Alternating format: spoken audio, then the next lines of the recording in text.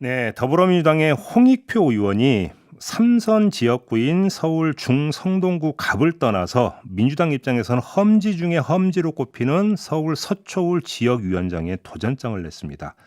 상당한 결단인데요. 왜 이런 결단을 내렸는지 좀 궁금하고요. 또 홍익표 의원은 외교안보 전문가이시기도 한데 나토 정상회의 특히 의전을 바라보는 시각이 궁금하기도 하네요. 이 두 문제 한번 좀 여쭤보도록 하겠습니다. 나와 계시죠? 네, 안녕하세요. 예, 반갑습니다. 안녕하세요. 서초울 지역위원장이 신청한 게 상당히 화제가 됐는데요. 아니, 예, 왜 이런 결정을 하셨어요? 뭐 아시겠지만 지금 우리 더불어민주당이 큰 선거에서 연달아 세 번째 국민의 선택을 받지 못했습니다. 네. 그래서 여러 가지 이제 안팎에서 음, 책임론도 있고, 음, 어, 어떻게 좀 혁신도 해야 된다 이런 얘기가 있는데, 네.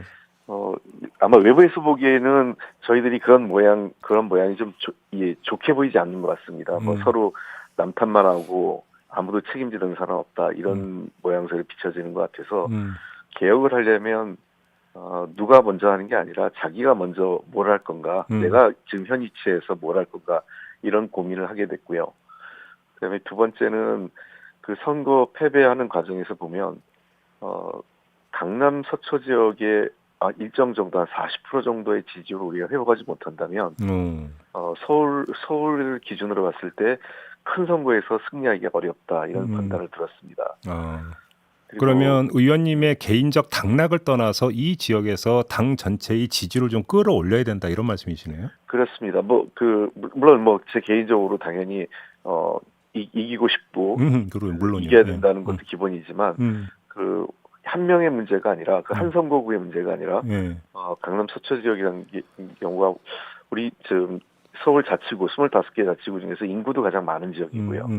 두 번째는 어쨌든 그 지역이 우리 사회에서 여론주도층이 많이 살고 있는 지역입니다. 네, 네. 그래서 이 지역에서 우리가 일정하게 음, 그 지지율을 회복하지 못한다면 음, 전체 판에서 우리가 뭔가 승리하거나 변화를 음, 만들어내기 어렵지 않느냐 이런 음, 판단이 들었고, 또 그 지역에 계신 또 우리 당에 여러 지지하는 분들도 많이 계시거든요. 네, 네. 그래서 그분들한테도 뭔가 우리 중앙당이 더불어민주당이 이 지역에 그 포기하고 있는 것 같다 이런 인상을 많이 받고 있다 그래요. 그래서 예. 좀 더 우리 그런 게 아니고 음, 한번 해보자 이런 음, 분위기도 좀 만들고 싶었습니다. 그러면 거기서 지지율을 끌어올릴 자신이 있으십니까? 글쎄요, 뭐 제가 그럴 만한 역량이 있는지는 뭐 모르겠습니다만, 그래도 조금이나마 도움이 된다면 음, 최선을 다할 생각이고, 그래서 좀 더 한 1년 반 내년 총선이 음, 한 2년 채 안 남았는데요. 예, 한 그 사이에, 음, 거기 계신 분들과 함께 최선을 다해서 음. 뭔가 분위기를 한번 만들어 볼 생각입니다. 알겠습니다. 근데 그러면 그러니까 의원님의 지금 현 지역구인 중성동구가 뭐 어떤 지역 구민들의 반응도 궁금하고 더 좁히면 댁의 그러니까 반응도 궁금한데요. 뭐라고들 하시던가요? 뭐 다들 놀라시기도 하고 네. 아쉬워하시기도 하고 뭐 음, 그런데 이 오해를 안 하셨으면 좋은 게 이런 게 있습니다. 제가 중성동 갑 지역의 국회의원이라는 신분은 바뀌지 않습니다. 음, 그래서 제가 국회의원으로서의 음, 지역에 관련된 일은 계속적으로 해 나갈 거고요. 네. 다만 제가 당 조직의 일원으로서의 음, 저의 지위와 역할이 바뀐다는 겁니다. 음, 그래서 그런 것들은 제가 혹시라도 오해 없이 최선을 다할 생각이고, 음, 아마 어 새, 이런 것 같습니다. 새로운 도전에 나서는 거에 대해서 음, 기대하는 것도 있고 걱정도 하시는 분도 있고 음. 아쉬워하는 분도 있고 아마 그런 상황입니다. 그 댁에서 식구들은 뭐라고 하시던가요? 음, 저희 가족들은 담담합니다. 아니, 사실은 제가 이게 뭐 갑자기 결정된 건 아니고 음, 한 꽤 오래 몇 년 전부터 언젠가는 한번 꼭 제가 뭐 서초를 염두에 둔 건 아닌데 네. 언젠가는 한번 좀 더 힘들고 어려운 지역에 기회가 음, 되면 가야 되는 거 아니냐, 음. 이런 생각은 오래 전부터 해왔습니다. 아, 그렇군요.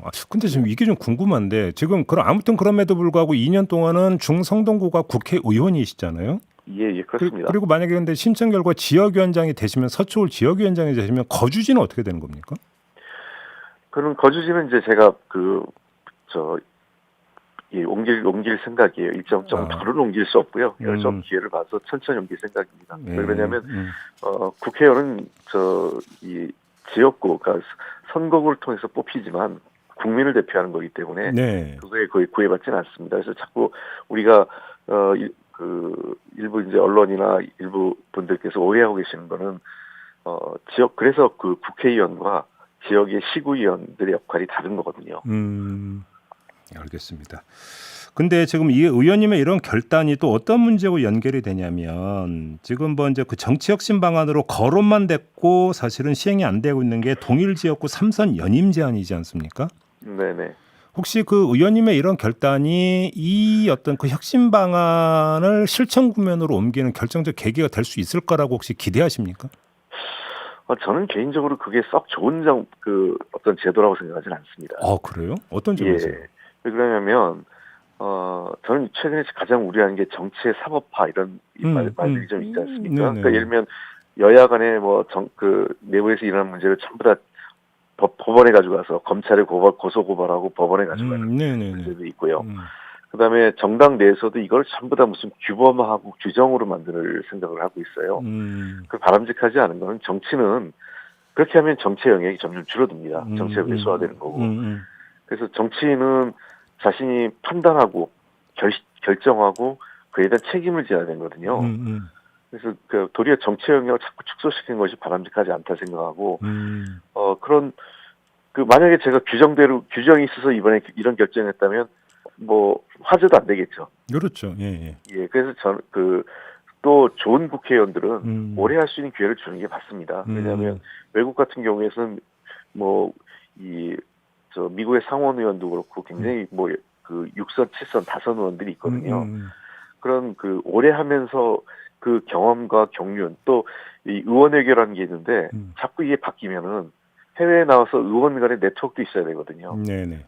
그런 것들을 감안하면 너무 3선 이하로 제한한다는 것이 당장엔 그게 정치개혁 같이 보이고 지금 현재 국회 신뢰가 떨어져서 그런 분들이 그런 제도 오죽하면 그런 제도 개선까지 요구하느냐 할 것 같은데 장기적으로 국회가 신뢰를 회복한다면 저는 선수가 좀 있는 다선 중진 의원도 필요하다고 생각을 합니다. 국민들께서 3선 이상이 무능하고 좀 바꿔야겠다고 생각하면 그건 투표로 바꾸는 것이 훨씬 더 맞는 거라고 생각합니다. 근데 이건 이제 3선하면 국회의원을 더 이상 하지 말라가 아니라 그 지역구를 떠나서 다른 데서 한번 도전해 보라 이런 취지잖아요, 이거는. 예. 그래서 모든 경우가 다 그렇게 될 수는 없는 거고요. 왜냐하면 어떤 지역은 우리 당으로서는 홈진 지역도 있습니다. 네네네. 네, 그래서 그 의원이 갖고 있는 특성 때문에 되는 데도 있거든요.